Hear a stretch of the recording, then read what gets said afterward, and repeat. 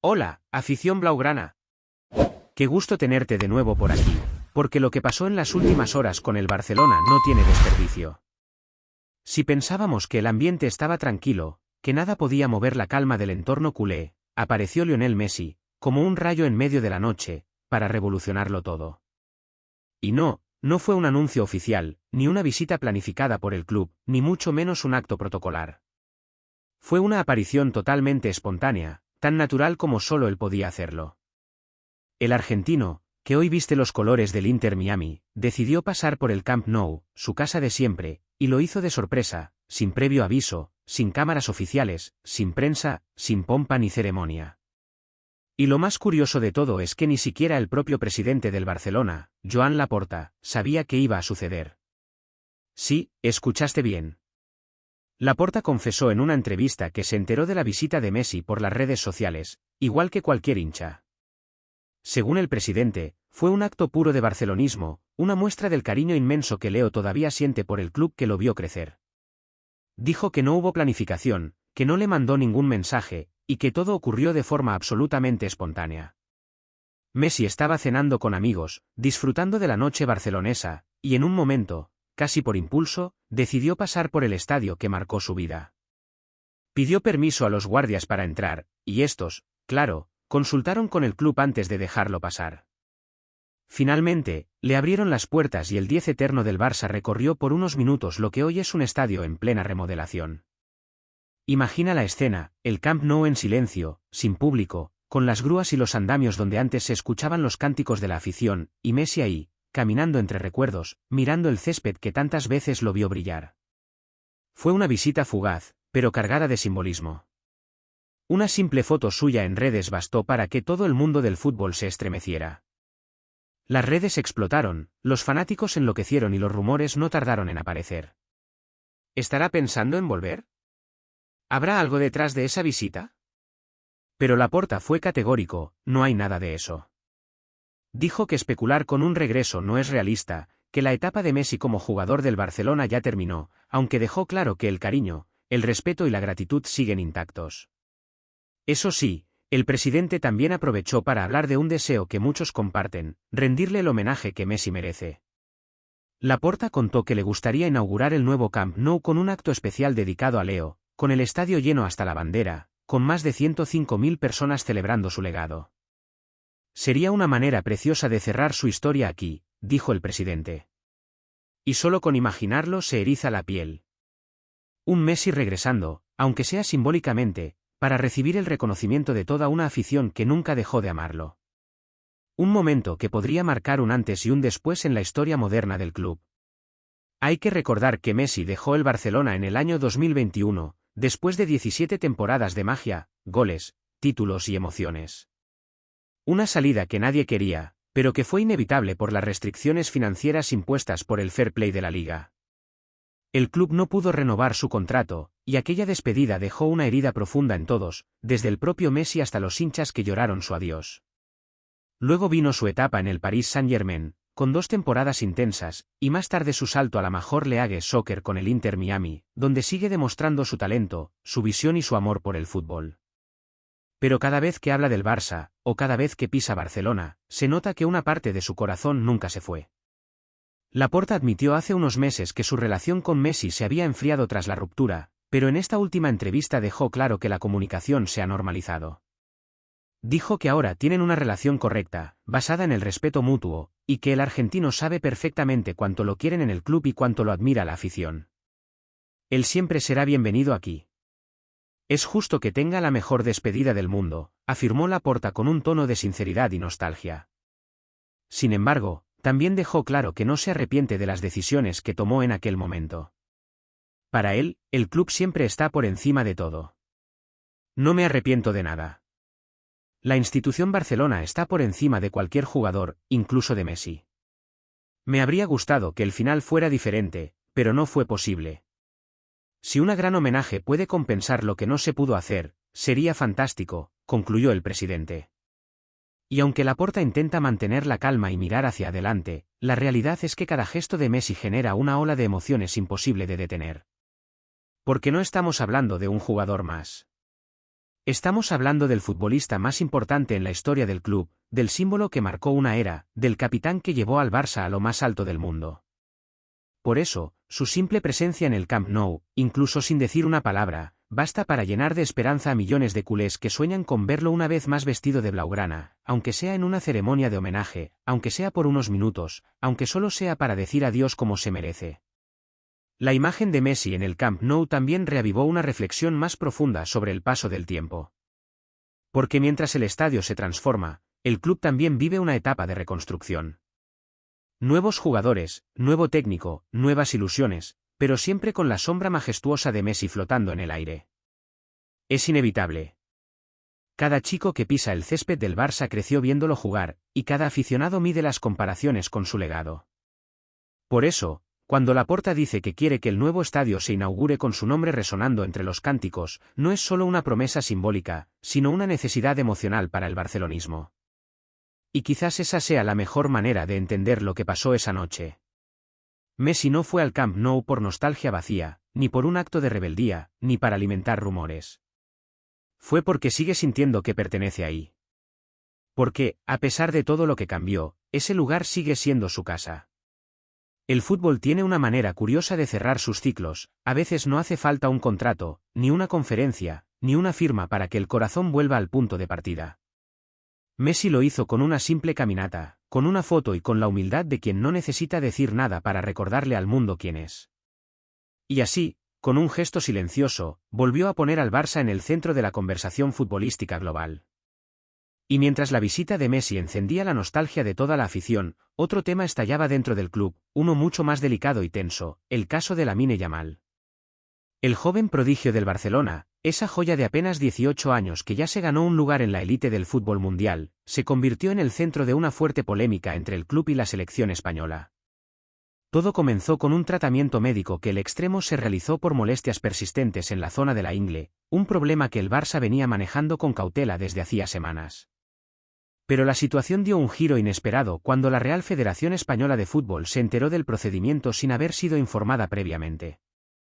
Según informaron los medios catalanes, Yamal fue sometido a una terapia de radiofrecuencia para aliviar su dolor púbico, una técnica que busca reducir la inflamación y acelerar la recuperación.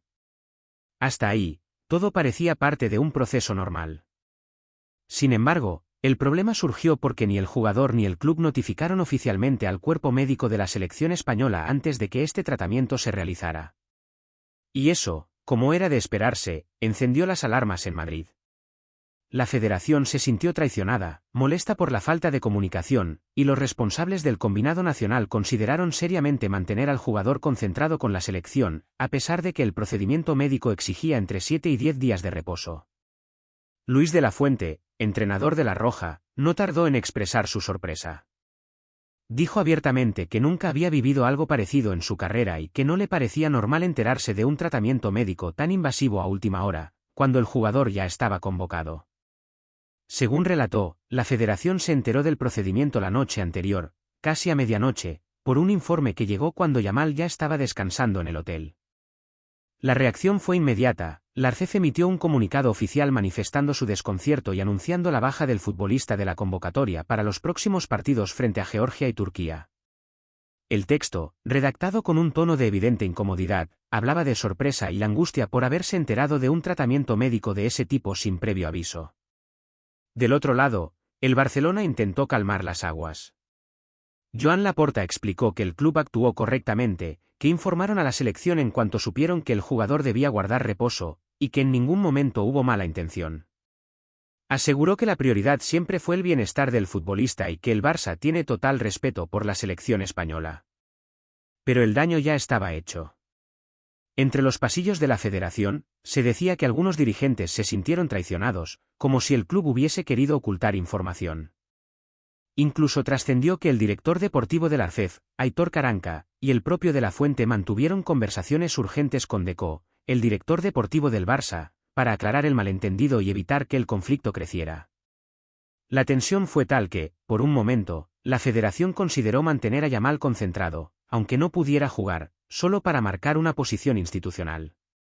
Finalmente, el sentido común se impuso y el técnico decidió liberar al jugador, entendiendo que lo mejor para su salud era regresar a Barcelona y continuar su recuperación con los médicos del club. Pero la polémica no se apagó. En la prensa española se hablaba de traición, de malestar profundo y de una supuesta falta de comunicación que podría tener repercusiones en las futuras convocatorias. El propio Luis de la Fuente trató de poner paños fríos al asunto, recordando que su único objetivo era proteger al jugador. Dijo que entendía las circunstancias, pero que la forma en que todo se había manejado no era la adecuada. Y añadió una frase que dejó claro su malestar: no es normal. Nunca había vivido una situación semejante. Cuando se trata de la salud de un futbolista, necesitamos información y coordinación. Palabras firmes, dichas con diplomacia, pero con un claro mensaje hacia el club catalán. Mientras tanto, en Barcelona, Hansi Flick también dio su versión. El técnico alemán no escondió su molestia con la federación, recordando que en ocasiones anteriores la selección española había llevado a Yamal a jugar partidos pese a que arrastraba molestias físicas. Según Flick, el joven había disputado encuentros con analgésicos y sin entrenar entre partido y partido, algo que, desde su punto de vista, ponía en riesgo su desarrollo y su carrera a largo plazo. La selección tiene un equipo increíble y no necesita forzar a nadie. Lamine es un talento especial y debemos cuidarlo, dijo el entrenador del Barça, marcando una línea de defensa muy clara. El problema, sin embargo, va más allá de una simple diferencia médica. En el fondo, lo que hay es una lucha silenciosa entre club y selección por el control de una de las mayores promesas del fútbol mundial. Yamal no es un jugador cualquiera. Es el futuro del Barça, el emblema de la nueva generación, y al mismo tiempo, una pieza clave para la España del futuro. Cada decisión sobre su cuerpo, su descanso o su calendario se convierte en un tema de debate nacional. Y ahora, con la palabra pubalgia en el centro de la conversación, la preocupación se multiplica.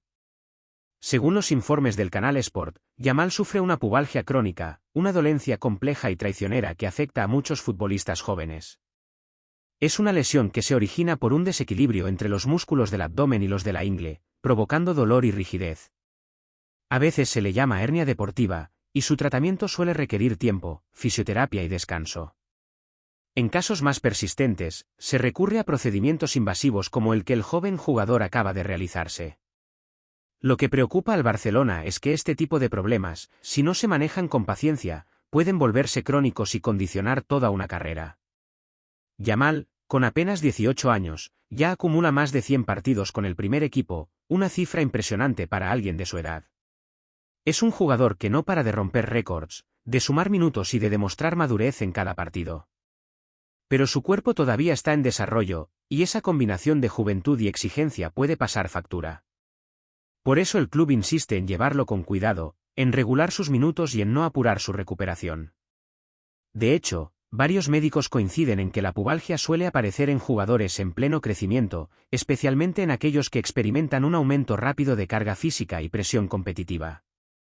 ¿Qué te está pareciendo hasta ahora? Cuéntanos abajo que tu opinión cuenta. Y comparte con tus amigos culés.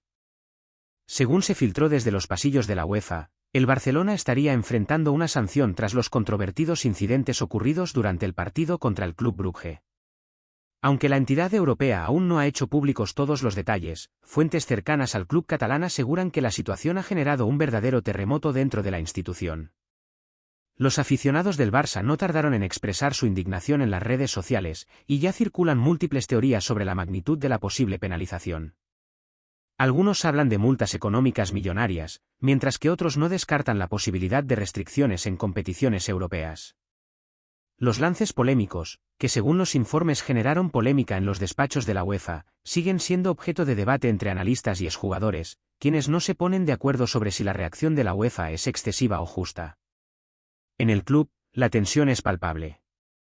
La directiva se encuentra en reuniones constantes, evaluando cada escenario y analizando cómo esta sanción podría afectar no solo al equipo principal, sino también a las aspiraciones deportivas del Barça en las próximas temporadas. Mientras tanto, el técnico y los jugadores mantienen un perfil bajo, aunque se rumorea que algunos miembros del vestuario estarían profundamente molestos con la situación, considerando que la polémica podría haber sido exagerada por los medios y por la presión externa. Los hinchas, por su parte, no pierden detalle. Los foros y chats especializados están al rojo vivo, con debates interminables sobre la actuación arbitral, los lances que habrían provocado la sanción y la estrategia que debería adoptar el Barcelona para enfrentar la situación. Algunos incluso especulan con movimientos internos que podrían modificar la postura del club frente a la UEFA, incluyendo posibles apelaciones y gestiones discretas para minimizar el impacto de la decisión. Lo cierto es que el rumor se ha convertido en trending topic entre los aficionados del fútbol europeo. Cada declaración oficial o filtración extraoficial alimenta más la intriga y el nerviosismo, nadie sabe con certeza hasta dónde llegará la sanción ni cómo afectará al gigante catalán en el corto y mediano plazo. Lo que sí es seguro es que el Barcelona atraviesa uno de los momentos más delicados de su reciente historia, y que este episodio promete mantener a toda Europa pendiente, especulando, discutiendo y, sobre todo, esperando la resolución final de la UEFA. Otra edición caliente de Noticias Barça 24. Si te gustó, deja tu like, suscríbete y activa la campanita para no perderte ningún detalle del Barça. ¡Hasta la próxima!